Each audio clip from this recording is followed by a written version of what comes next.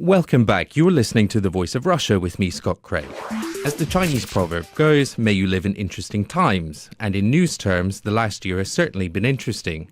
From the Arab Spring to Russia's unprecedented opposition protests, the ongoing fighting in Syria, and even the London riots, one thing these events share is the impact social media have had on them.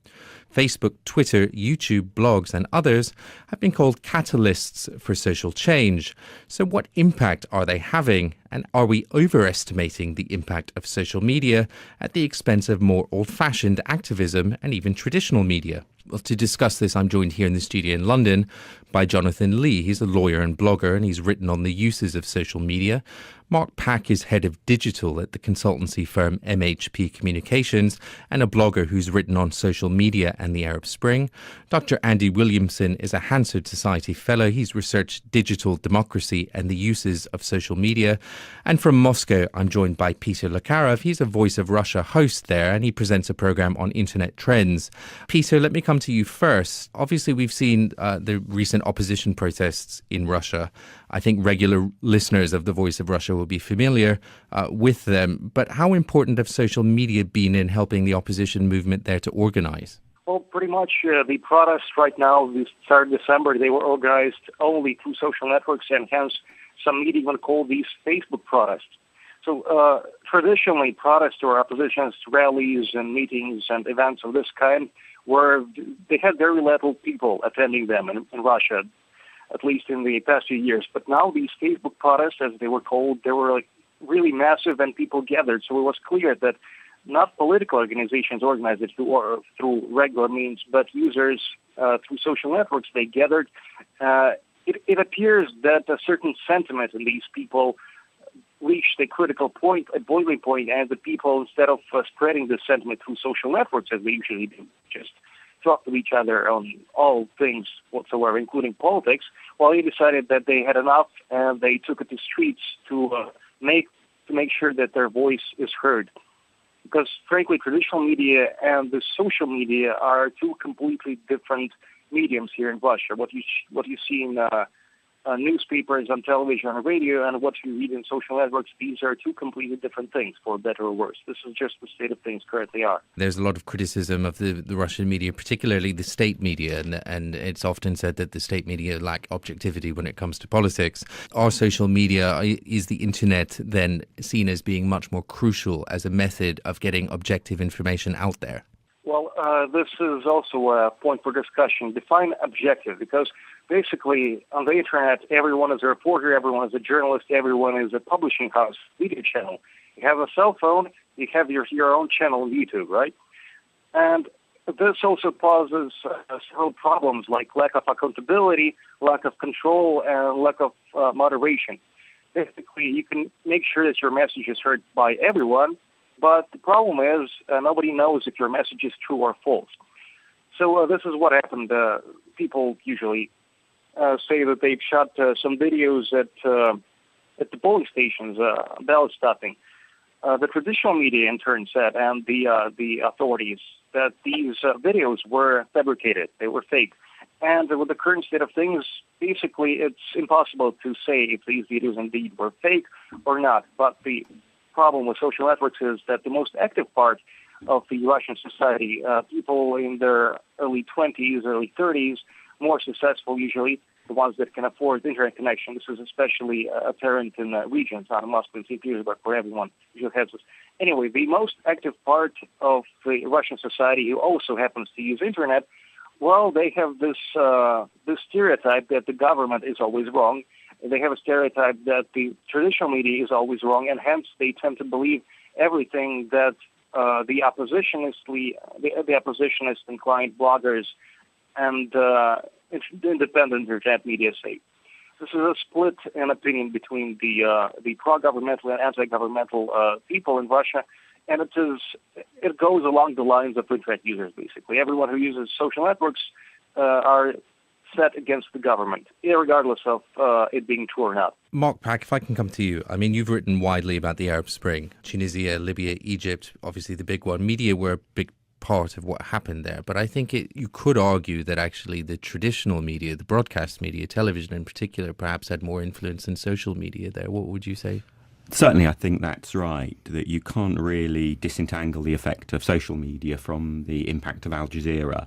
Having a rolling TV news programme being beamed into a whole set of countries across the Middle East with a fairly independent editorial line in most of those countries, I think is really important in both providing people with a way of finding out what's going on in the country, but also an incentive to provide information, because people knew that if they managed to capture something on YouTube or upload a photo to the internet, it wouldn't just be an immediate audience on social media for it, but via Al Jazeera it will get to a broad audience. And was a very close and effective sort of feedback loop between social media and TV. Having said that, we shouldn't overplay the role of communications technology, because really the big factor was the huge increase in food prices in the year running up to the outbreak of the Arab Spring. But when you do have that sense of sort of social and economic pressure, that's when technology can then kick in and turn that from discontent into revolution. Peter Lecarve raised an interesting point there, which is, okay, the technology makes it easier to share information, which is what you've just talked about as well. But in terms of journalistically, how that information is then actually authenticated, I mean, how do we know what we see or what we hear or what we read on the internet is actually accurate? It's a big problem. I think if you take the example of Syria at the moment, and you look at the controversy over who was really behind certain bomb explosions, whether it was the opposition or the government trying to smear the opposition, quite possibly we'll never know the truth behind that. On the other hand, the sheer volume of information that has come out from Syria documenting in some way or other bloodshed makes it very clear that a very bloody crackdown is taking place. So although with lots of individual stories we might not quite be sure what's going on, what it does do is it does tell the overall story. And could something like the Arab Spring have happened without social networking? And revolutions happened before social media came along, happened before the internet came along. Revolutions even happened before electricity came along. So in one way, the answer is yes, clearly they could take place anyway. But I think if you look at several of the recent examples, there's a reasonable case to make that without social media, they probably wouldn't have happened. And maybe at some later date, dictatorship would have fallen. But particularly if you look at what has happened in the Philippines, perhaps the first country to see a president ousted by social media and the like, you can point to protests that were taking place which were looking like they probably wouldn't take off until the technology angle kicked in.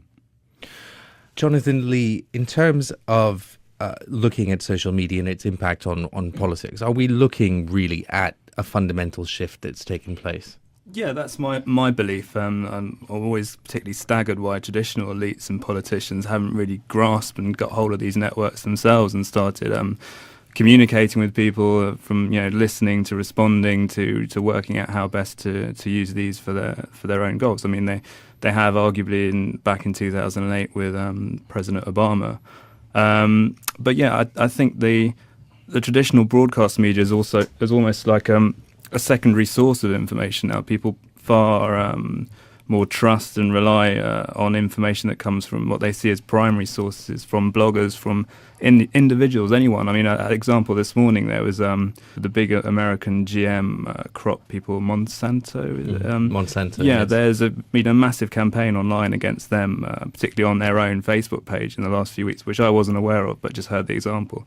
And one of the main instigators in that was an 11-year-old who posted a video about them online, and this got spread all over the internet. So you can't pinpoint who the main people necessarily are. Just the crowd comes together, and people, whether their information is right or wrong, people latch onto that far more than a traditional, controlled, organised, structured broadcaster, where people are far more suspicious that they're not necessarily being told the truth. They're not getting an authentic voice. It raises an interesting point, though, because what you're talking about there, which is the sort of increasing the space for activism, on the one hand, I think many people would agree with that. On the other hand, is there a danger that more sort of traditional forms of activism actually could be endangered by online activism? Because, for example, I think we're all probably familiar with looking at our Facebook pages and seeing petitions for stopping homophobia in Uganda, or petitions for this, petitions for that. But I think many people would argue that sort of feet on the ground activism, old-fashioned activism, is still something that needs ultimately to be done. Yeah, and I think in many cases they're almost in some ways synonymous now, but I think it's the it's the online connectivity and network density, which is a word used by Brian Solis, that we didn't really have as societies before.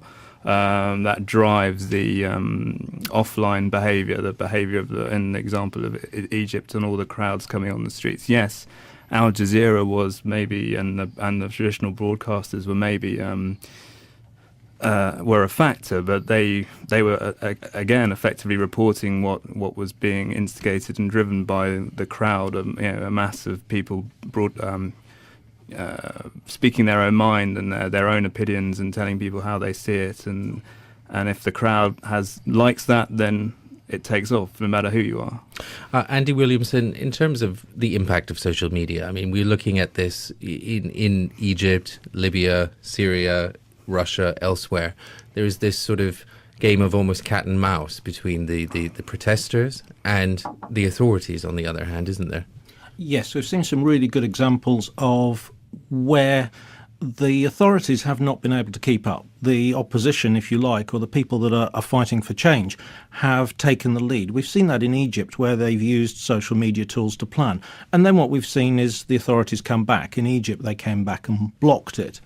In the UK, around the UK student riots and the England riots in August last year, we saw how social media tools were being used to organise people to be in the right place to cause a riot and cause a disturbance of the peace. Although they were different tools, they were more locked down. Again, we saw the authorities, in this case the police, totally unable to understand what was going on and constantly on the back foot. And we saw that from politicians as well. Knee-jerk reaction, blame Twitter, blame Facebook. Don't blame deep-seated economic crisis or social woes. Let's blame the tools at hand because we don't understand them. They must be wrong. Definitely want to talk more about the London riots in a moment, but let me just ask you as well. Social media are essentially also a two-edged sword, though, because it makes it much easier for the authorities to be able to monitor what protesters, what activists are doing, presumably if it's all online. You have to assume that if you're doing something on social media, someone is watching you, someone is listening to what you're saying, and they are looking for ways to counter what you're doing. The beauty of social media is the virality of the network, the ability to get a message out to a lot of people through a lot of connections very quickly. Well, the converse of that is you can then track it. It's public. BlackBerry messaging is the exception to that because obviously it's a collective communication tool that's encrypted. So there are some challenges there, but they'll be overcome. Peter Lekarev, do you think that we are at risk of sort of overdoing it when it comes to social media in terms of overestimating what impact it's having? Well, basically, I agree that social media is an excellent tool to get your message heard, and I would like to pose a point, emphasize a point that social media, in my opinion, is just that, a tool. It's not like basically people are making social media this boogeyman that provoked Arab Spring, basically provoked massive protests and riots and even revolutions. Well, I think basically social media as an umbrella term is just a new plane of interaction. Like before, people had to interact they talked with each other in person. Then they had phones and mails. Then they had emails. Then they had bulletin boards or forums. And now they have social media. Basically, it's just a new way to people to organize themselves, to talk to each other. And if there is nothing there, there is no sentiment, there is no feeling that can be brought into motion by this human interaction. No amount of talking through social networks or any other means will make people go to streets. What I want to say is unless people really feel strongly about something, regardless of what kind of tool they use to send a message, they're not supported. In other words, if people in Syria or in Egypt did not want to go to streets and protest and put their lives at risk by clashing with the authorities, they would not do it regardless. So was it social media, or they called each other, or they mailed each other, just met in person in underground clubs. This would not happen if it were not their true belief in the idea. Just a reminder, you're listening to The Voice of Russia with me, Scott Craig, and today I'm discussing social media and their impact on political protest with my guests Jonathan Lee, Mark Pack, Andy Williamson and Peter Lekarev. Mark Pack, you've referred to the cute cat theory of censorship in terms of way of describing how different approaches of how authorities have tried to deal with online protests. Can you just elaborate a bit on that? It picks up on... Andy Williamson is a Hansard Society Fellow. He's researched digital democracy and the uses of social media. And from Moscow, I'm joined by Peter Lekarov. He's a Voice of Russia host there, and he presents a program on internet trends. Peter, let me come to you first. Obviously, we've seen the recent opposition protests. One thing these events share is the impact social media have had on them. Facebook, Twitter, YouTube, blogs and others have been called catalysts for social change. So what impact are they having? And are we overestimating the impact of social media at the expense of more old-fashioned acts in Russia? I think regular listeners of The Voice of Russia will be familiar with them. But how important have social media been in helping the opposition movement there to organize? Well, pretty much the protests right now, this 3rd December, they were organized only through social networks, and hence some media even call these... Welcome back. You're listening to The Voice of Russia with me, Scott Craig. As the Chinese proverb goes, may you live in interesting times. And in news terms, the last year has certainly been interesting. From the Arab Spring to Russia's unprecedented opposition protests, the ongoing fighting in Syria and even the London riots, activism and even traditional media. Well, to discuss this, I'm joined here in the studio in London by Jonathan Lee. He's a lawyer and blogger, and he's written on the uses of social media. Mark Pack is head of digital at the consultancy firm MHP Communications and a blogger who's written on social media and the Arab Spring. Dr.